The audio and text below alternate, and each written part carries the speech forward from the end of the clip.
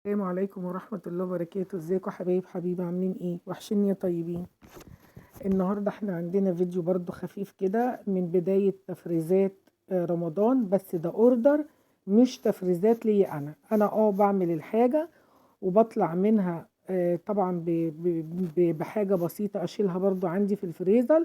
بس طبعا انا كنت جايبة عدايتين ودوت عشان كان اوردر بتاع تصليص صلصة.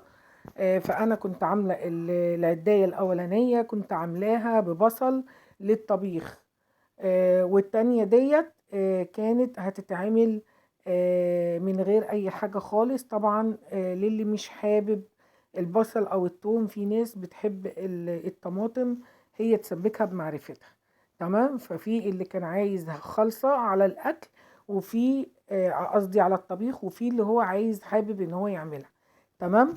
هنا انا العداية كنت جايباهم وما كنتش عارفة وزنهم. انا لما اشتريت العداية كان قايل لي الراجل ان العداية حوالي 27 كيلو، فانا ما وزنتهاش. انا بصراحة كنت جايبة الاولانية من حد، وفعلا لما وزنتها لقيتهم 27 كيلو من غير العداية، وطلع كلامه بجد حقه حقيقي.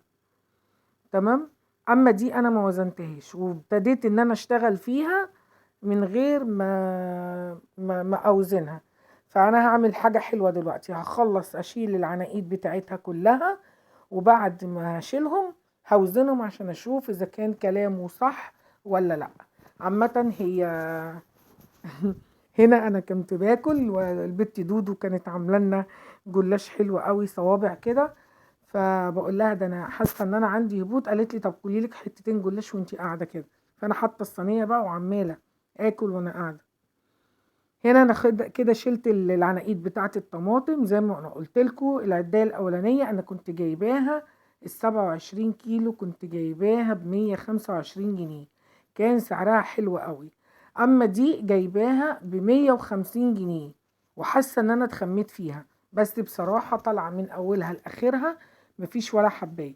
هنا انا وزنت العناقيد ده كلهم على بعضيهم طلعوا حوالي 400 جرام، ما يكملوش يعني، معديين الربع وشويه. تمام. هنا انا حطيتهم في الباسكت بتاع الزباله، وهبتدي ان انا اوزن الطماطم واشوف العدايه طلعت معايا قد ايه. هنا انا بوزن الكيلو اهو بما يرضي الله، علشان خاطر لا اظلمه ولا اظلم نفسي، عشان برضو دي حاجة ناس. وانا لما بطلع الكيلو بتاع الطماطم المثلثة طبعا بحسب بشوف انا عملتها بكام، وخدت مني كام، وخدت وقت كام، والتغليف بكام، والمصنعية حق ما انا سويت على البوتاجاز بكام، وبطلعها بما يرضي الله. تمام. يعني كيس الطماطم اللي هو الصلصة هتشوفوه في اخر الفيديو ب10 جنيه. طبعا دوت نص كيلو صلصة. اللهم صل على سيدنا محمد. بوريه خام.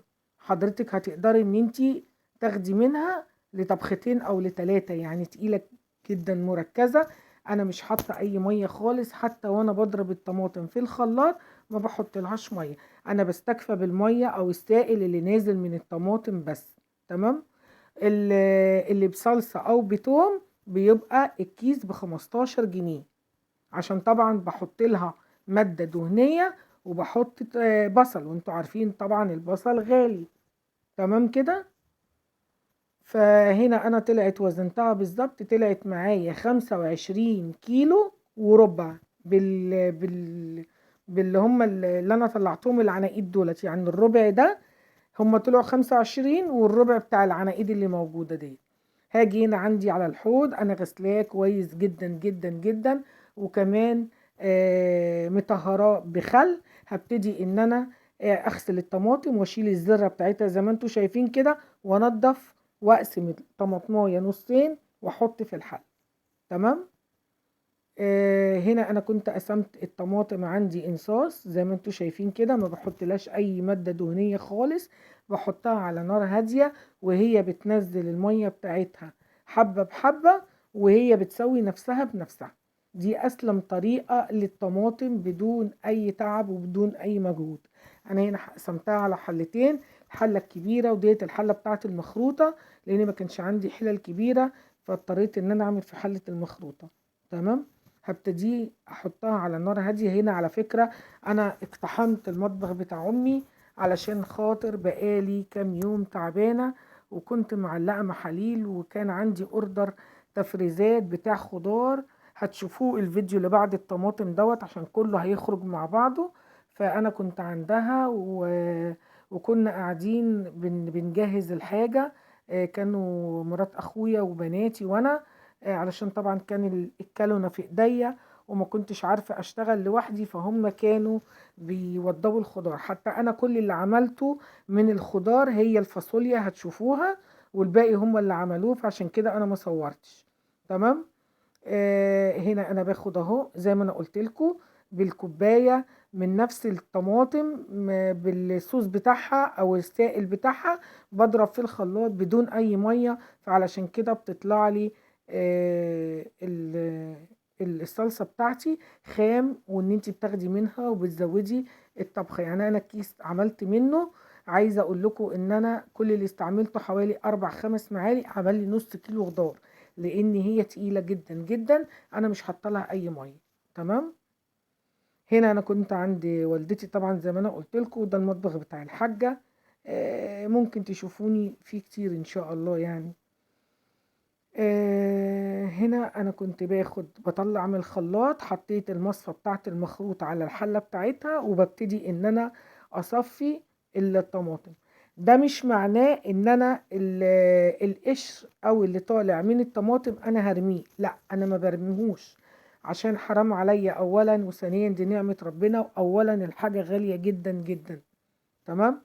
انا البذر اللي انتوا شايفينه ده بعد ما هصفي خالص اللي هو القشر الصغير، وبيبقى فيه برضو شوية طماطم، بخليه هحطه في اكياس لوحده ليا انا، هحطه اعمل بيه محشي، احطه لاي خلطة تتبيلة فراخ، احطه لصينية بطاطس، مش هيقول لا. فحرام ان انا ارميه، لان طبعا طالع حبة حلوين كده يعملوا اكتر من نص كيلو وشوية او كيلو الا ربع. فانا قسمتهم على كيسين، احط كل كيس يا اما في ممبار، انا كده كده بعمل الممبار ني ازود طماطم عليه واحطه في ممبار، او احطه في محشي، او اتبل بيه زي ما انا قلت لكم. لو عندي فرخايه، عندي حاجه عايزه اعملها بصينيه بطاطس، اقوم حطاه ومزوده معلقتين طماطم وهيبقى زي الفل. بس انا بصفيه لان بعض زبايني مش بتحب الطماطم بقشرها، فبضطر ان انا اصفي الطماطم عشان ما يبقاش فيها قشر. اهو زي ما انا وريتكم اهي، شايفينها بوريه خالص، ناعمه جدا، مركزه جدا جدا جدا. وهوريكم اللي هي فيها البذر دي، كنت لسه هصفي منها شويه، وهو ده اللي انا قلت لكم عليه. ده اللي انا باخده، انا بستعمله، حرام انا مرموهوش ابدا. بس انا شلت المصفى لان الحله اتملت، وهرجع بعد ما اعبي هبتدي ان انا احطها تاني، وابتدي ان انا بالمعلقه او بالسباتولا، وابتدي ان انا انزل علشان تديني نفس البوريهات ديت كده. تمام. هنا انا عبيت الصلصه علشان طبعا احطها في الفريزر وتتجمد عشان لما توصل الاوردر. انا مش بشيل الحاجه عندي سايله كده، لازم الحاجه بتروح مجمده، لاني بجمع الاوردر كله على بعض. يا رب يكون الفيديو بتاعي عجبكم، وما كنش تقيل عليكم، وما كنش رغيت كتير معاكم، واكون قدمت لكم فكره كويسه. وعايزاكم تستنوني في الفيديو اللي جاي اللي انا هعمل فيه الخضار، هتشوفوا حاجات كتيره حلوه قوي، وكمان هقول لكم على اسعار الخضار.